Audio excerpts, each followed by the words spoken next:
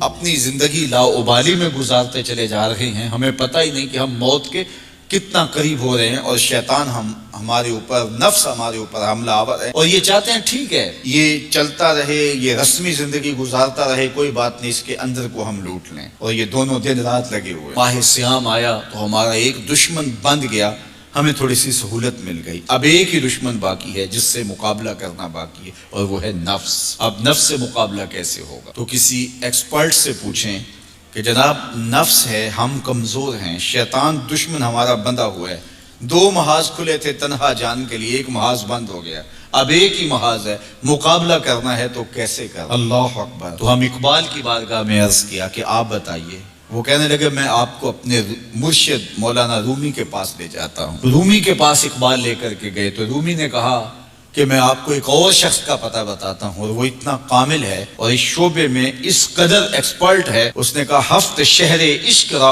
اتار گش ما ہنوز اندر خمیں یک کوچام۔ عشق کے ساتوں شہر حضرت شیخ فرید الدین اتار گھوم چکے ہیں، اور ہم پہلے شہر کی پہلی گلی کے کونے میں کھڑے ہیں۔ یعنی اتنا بڑا شخص شیخ فرید الدین علیہ رحمہ، تو کہا وہ بتائیں گے تمہیں کہ نفس کا مقابلہ کیسے کرنا ہے۔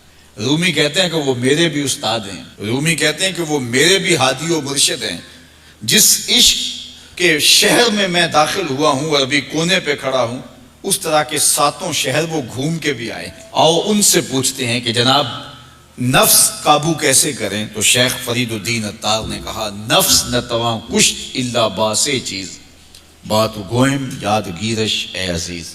نفس نہیں مرتا، لیکن تین اسلحے اگر آپ کے پاس ہوں تو یہ نفس ٹھہر بھی نہیں سکتا۔ غور سے سن لیجئے، روحوں میں اتار لیجئے، اور زندگی میں ہمارا مقصد ہے اس نفس کا مقابلہ کرنا، شیطان کا مقابلہ کرنا بھی ہمارا مقصد ہے، اور نفس کا مقابلہ کرنا بھی ہمارا مقصود زندگی ہے۔ ساری زندگی فریب میں ہم میں نہیں گزارنی، زندگی تیزی کے ساتھ گزر رہی ہے اور ہم آغوش موت میں اترنے والے ہیں۔ تو یہ ڈاڈے دشمن ہماری متاع عمل لوٹ رہے ہیں، ہمارے کیے ہوئے عمل کو عجب سے، تکبر سے، ریاکاری سے برباد کر دیتے ہیں، ہمیں پہلے عمل کی طرف جانے نہیں دیتے، پھر عمل کے اندر وسوسے ڈالتے ہیں، پھر عمل ہو جائے تو اس کو پھر برباد کرنے کی کوشش کرتے ہیں۔ کتنے ڈاڈے دشمن ہیں جن کے درگے میں ہم پھنسے ہوئے ہیں۔ تو پھر ہمیں کوئی بندہ مل گیا ہے جو بتا رہا ہے کہ جناب اس کا مقابلہ ایسے کریں گے، تو پھر آج کی سن لیں ہم اور غور کر لیں اور اپنے اندر اتریں۔ تو شیخ فرید الدین اتار ہمیں بتا رہے ہیں، تو سنیے وہ کیا کہہ رہے ہیں۔ نفس نتواں کشت الا باسے چیز، نفس نہیں مرتا، یہ بڑا ڈاڈا ہے، لیکن تین اسلحے اگر آپ کے پاس ہوں تو یہ ٹھہر بھی نہیں سکتا۔ وہ تین اسلحے کون سے ہیں؟ خنجر خاموشی و شمشیر جو، نیزائے تنہائی و ترک ہجو۔ ایک خاموشی کا خنجر، دوسرا بھوک کی تلوار، اور تیسرا تنہائی کا نیزہ۔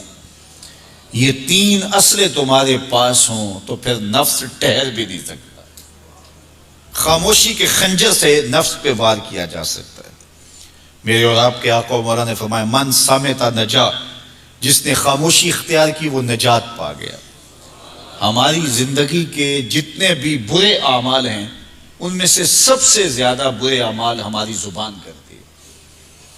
ہمارے ہاتھ بھی گناہ کرتے ہیں، کسی پہ ظلم کریں تو گناہ کرتے ہیں، ہمارے پاؤں بھی گناہ کرتے ہیں، برائی کے اڈے پہ چل کے جاتے ہیں، ہماری آنکھیں بھی گناہ کرتی ہیں، ہماری سوچیں بھی گناہ کرتی ہیں، ہم حرام کمائیں کھائیں تو پیٹ بھی ہمارا گناہ کرتا ہے، لیکن سب سے زیادہ گناہ ہماری زبان کرتی ہے۔ جھوٹ یہ بولتی ہے، غیبت یہ کرتی ہے، بہتان یہ لگاتی ہے، گالی گلوچ سب و شتم یہ کرتی ہے، گلے شکوے کا انداز، ناشکری کا لہجہ یہ اختیار کرتی ہے۔